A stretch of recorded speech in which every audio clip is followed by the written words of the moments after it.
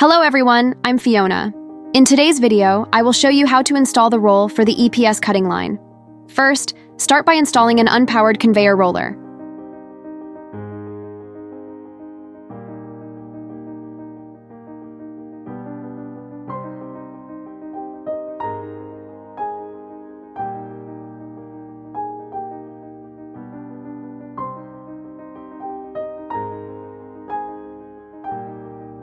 The one with a chain is the powered conveyor roller, which should be attached to the chain.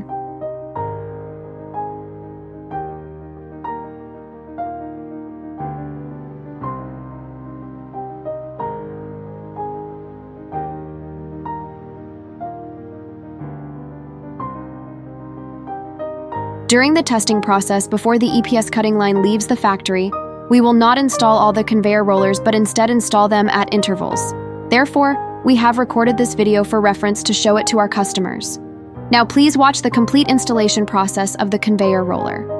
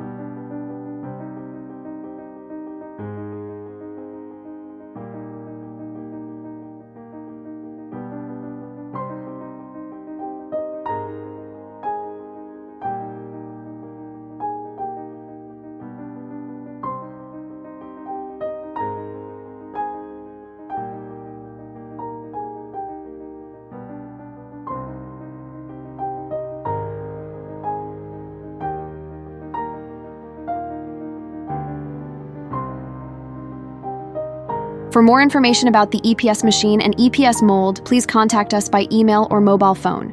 We will be happy to answer your questions.